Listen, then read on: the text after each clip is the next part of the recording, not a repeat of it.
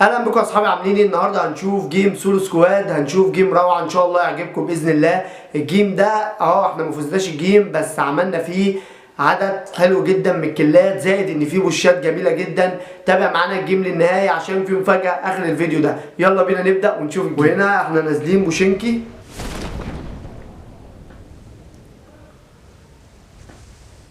نازلين بوشينكي اهو. طبعا هنا احنا قاصين الحاجات اللي هي يعني ملهاش اهميه، او جايبين لكم الملخص بتاع الموضوع او بتاع الجيم بلاي ده. ان شاء الله الجيم بلاي ده يعجبكم، في بوشات حلوه.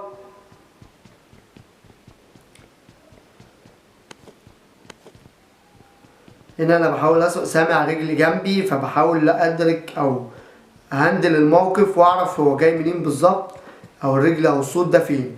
هنا انا نطيت لقيت اهو في وشي. هنا طبعا لولا ان انا بلعب جيروسكوب ما كنتش جبته، انا لفيت ولفيت الجهاز معايا عشان اقدر اجيبه. فده ميزه اللي بيلعب جيروسكوب. اللي بيلعب جيروسكوب بيبقى سهل جدا ان هو يغير اتجاه الحركه بتاعته بسهوله جدا بحركه الموبايل، لان انت ساعات وانت بتحرك صباعك ما بيجيبش الحركه كامله. وهنا اهو في صوت تاني، سامعين صوت تاني، يعني كده في حد تاني قريب. هنشوف بنهندل الموقف الاول. عود نفسك بوشينكي بالذات، هي دلوقتي يعني احنا نازلين بوشينكي ما فيهاش عدد كبير، لكن عود نفسك بوشينكي بالذات لازم تهندل الموقف حواليك من جميع الجهات عشان تعرف هتبوش منين، او اللي هيبوش عليك ده هيبوش عليك منين، او بتاخد كفر ازاي. هنا زي ما احنا شايفين الصوت وقف، بنحاول نشوف الصوت ده فين، او حركة اهو شفناه اهو. تعالى تعالى تعالى. هنا القيم يعني جلى معايا ان هو جه في الحيطه. هنا هيرجع تاني، انا نزلت له طبعا واخد كذا طلقه. هنا كان فاضل له طلقه واحده. هنا وقع اهو، فنشناه. بص في صوت تاني وصوت قريب مننا من الاتجاه ده اهو في وشنا. تعالى تعالى تعالى، مع السلامه. حاول تهندل الموقف وتعرف اتجاه الصوت منين، وتعرف الخصم جاي عليك منين بالظبط او من انهي اتجاه. زي ما احنا شايفين اهو. هنا الاتنين دول خلاص. هنا في حد ضرب علينا. بصوا يعني انا خدت كفر بسرعه بحيث ان انا اعرف هو فين، وبالمره ان انا احضر السلاح او اجهزه. فهنا اهو انا ما لقيتوش، اختفى تقريبا، فهفاجئ ان هو طالع لي اهو. هنا هجيب منظار شخص اول عشان اقدر اجيبه، وده في المواجهات القريبه جميل جدا. زي ما انتم شايفين انتهى. زي ما انتم شايفين منظار شخص اول لما بتغير عليه في المواجهات القريبه، ده حاجه جميله جدا. بيخليك تدرك الموقف وبتشوف المنطقه كلها او المكان كله، فبتقدر تضرب على الخصم صح. زي ما شايفين اهو بنجهز الاسكوبات. هنشوف بقى هل في حد تاني في بوشينكي ولا لا.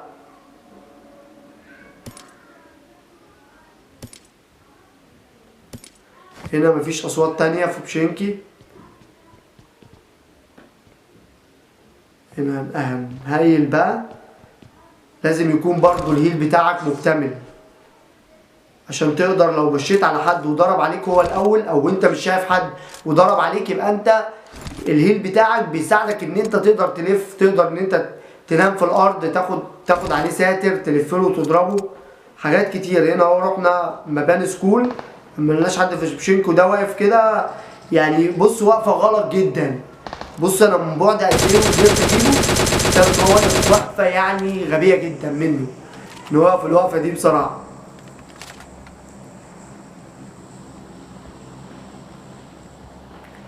هنشوف هنا بقى، نشوف في حد تاني غيره بتاع. هنا طبعا البيبان دي مفتحه، فتقريبا في حد هنا قريب، او هنشوف بقى في السكول برضو ممكن يكون في ناس لسه في السكول، او في حد جاي اهو. تعالى تعالى تعالى تعالى تعالى تعالى تعالى تعالى تعالى. اوه هنا بصوا السلاح خلص ومقدرتش اجيبه، لان طبعا ما خدتش عليه كفر صح او ما حددتش عليه صح. هنا اهو اشوف صاحبه من ظهره، هضرب عليه بس هيتحرك، اتحرك برضو. وهنا ده يعني مشكلتي مع خطوط 6، ان هو بيتحرك معاه بسرعه، فانا بحاول احل المشكله دي مع اني بلعب بروسكوب. يعني انا المفروض بوطى بالتليفون، فبيحاول ان هو يثبت الايم بتاعي. فهنا الايم برضو يعني الايم كان وحش جدا، ما قدرتش اجيبه بال40 طلقه بتوع السلاح. هنا انا ببش بقرب عشان اخد عليهم ساتر وهم جايين. انا عارف ان هم اقرب مكان ليهم المفروض يجوا فيه البيت ده، فباخد عليهم ساتر. زي ما انتم شايفين اهو، انا هلاقي هنا بوت، تقريبا البوت ده بيضرب عليهم. وقعت البوت، هنا البوت وقع اهو، بس مش هلحق افنشه وهم هيفنشوا البوت. بس الغلطه اللي هم يعملوها ان هم بيفنشوا البوت هيبانوا، لان هم كانوا مكمبرين في الارض. بص هنا واحد منهم قاعد عشان يجيب البوت، هروح انا مخلص على الاتنين، اللي قاعد واللي نايم جنبه. زي ما احنا شايفين اللي قاعد واللي نايم جنبه جبتهم، وده ساعدني جدا. يعني البوت ده ساعدني جدا وخدمني ان هو جه في الوقت ده. هنا لقيت واحد تاني جاي اهو،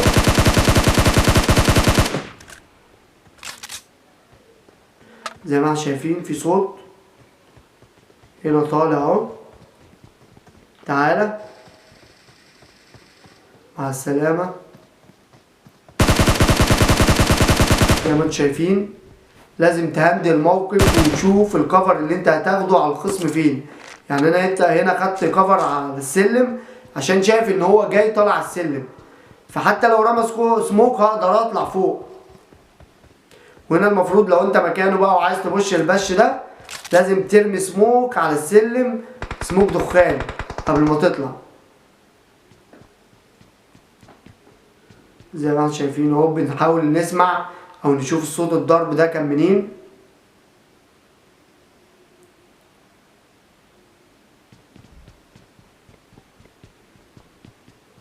ومثل اللعب سولو سكواد، ان انت لما بتلعب سولو سكواد بتبقى مركز جدا، لان انت لو مت انت لوحدك، مفيش حد هيساعدك او هيعمل معاك اي حاجه. انت لو وقعت خلاص شكرا.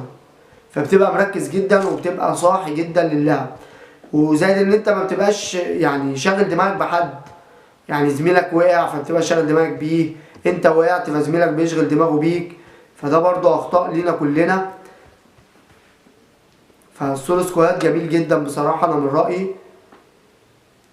نعم انا لسه بلعب فيه من فترة قريبة، بلعب سولو سكواد، بس قدرت ان انا اعمل حاجة وان انا يعني يبقى مستوايا كويس واطور من مستوايا في السولو سكواد. هنا لقيت واحد اهو بيلود، طبعا هنا المسكين واقف بيلود، هنا المسكين واقف بيلود السناديق، ما اعرفش ان انا اساسا مستنيه. يلا مع السلامة. هنشوف لو في حد تاني. في حد هنا برضو تاني هيجي يلود برضو نفس الصناديق تقريبا. الصناديق دي عامله له مشكلة تقريبا.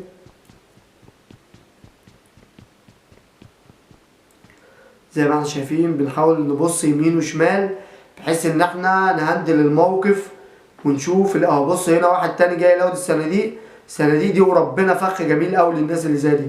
تعالى كده وانت ماشي، تعالى. اخر واحده اللي جت في دماغه دي اللي انا عارف ان التيم برضو مش اللي هو او مش زي المحترفين، بس ان شاء الله مع التطور ان شاء الله هيبقى حاجه كويسه، وهنعمل لكم جيمات حلوه جدا ان شاء الله وتعجبكم. زي ما شايفين هنا ما سمعناش صوت حد، فمشينا ناخد سياره ونطلع من الزوم. هنا بقى في غلطه انا هعملها هتبوظ الدنيا كلها وهتكون سبب في خساره الجيم ده.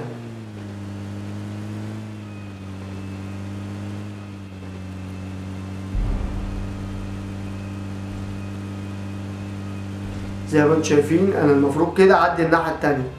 طبعا ان انا خايف اعدي في البحر بحيث ان مفيش حد يضرب عليا، يكون حد واخد كفر او واخد ايمو على البحر يشوفني يضرب عليا. وطبعا انت في البحر انت لا حول لك ولا قوه. ده واحد اهو، تعالى تعالى تعالى تعالى تعالى تعالى تعالى لسه هتضرب.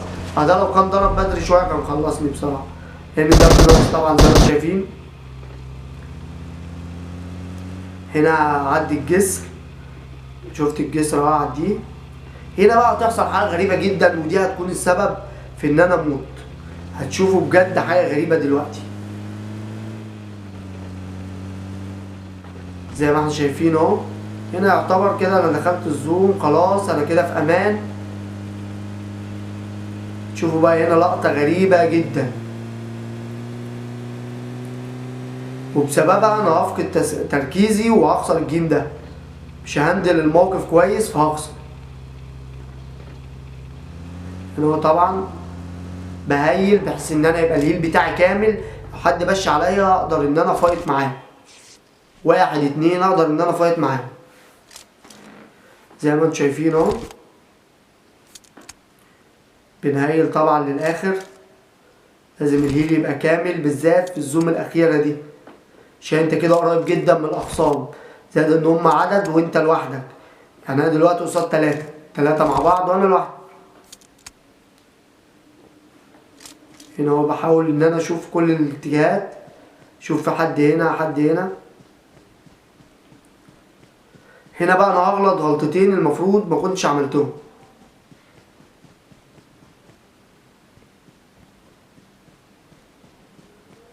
زي ما انتم شايفين هخش البيوت بحيث ان انا اشوف لو في حد موجود في البيوت دي ان انا اقدر اجيبه، او يكونوا هم واخدين كفر في البيت ده، لان طبعا البيت ده هو الوحيد اللي في الزوم. هنا هو مفيش اي صوت جنبي زي ما انتم شايفين. جاهز هيل كده، سمعنا صوت ضرب، المفروض هنتحرك على المكان ده بقى اللي فيه صوت الضرب. وهنا اول غلطة انا هعملها زي ما انتم شايفين.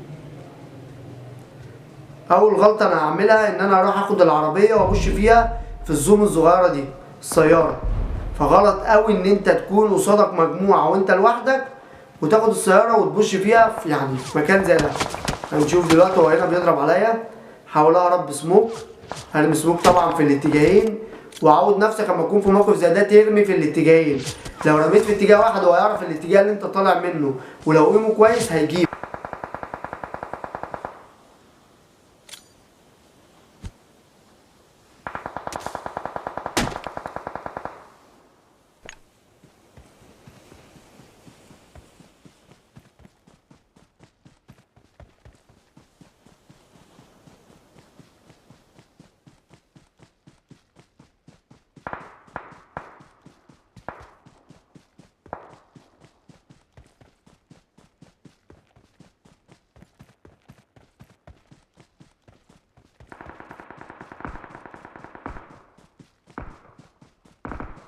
وهنا بقى الغلطة اللي انا هعملها، انا خدت السيارة اهو وهخش عليهم الزوم.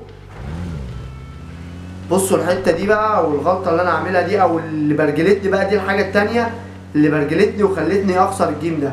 انا مشيت عليهم، شفت واحد واقف اوبن، انا المفروض دوسته يعني ما جاليش الكل، يعني ما وقعش، انا مش فاهم ازاي يعني انا دوسته والله. المفروض بقى كنت وقفت هنا وكنت جبتهم، بس انا استغبيت في دي. زي ما احنا شايفين اهو، لقيته واقف تاني دوسته، المرة دي جالي ان هو وقع. انا مش فاهم المرة الاولى. هنا بقى انا هخش اهو احاول ان انا اخد كفر في شجرة عشان اهيل الدم اللي ناقص مني. هنشوف دلوقتي ايه اللي هيحصل. هنا طبعا انا مركزتش ان الزوم بتقفل. بص هنا اهو انا نزلت باخد كفر، بص لقيت الزوم بتقفل عليا، فالمفروض ان انا هخرج، فقلت اخد السيارة عشان اخرج بسرعة. تلاقيه هو مركز على السيارة مع الزوم طبعا. زي ما انتم شايفين خسرت الجيم بجد، يعني جيم محزن جدا في النهايه. بس ان شاء الله يا رب يكون عجبكم، والبوشات اللي كانت فيه تعجبكم وتكون اتعلمت منه حاجه. زائد ان احنا المسابقه اللي احنا عاملينها ان انت تشترك في القناه وتشير الفيديو وتعمل لايك وتكتب تعليق، وهتكون ان شاء الله من الفائزين معانا بشحن السيزون ال 16. يلا بسرعه.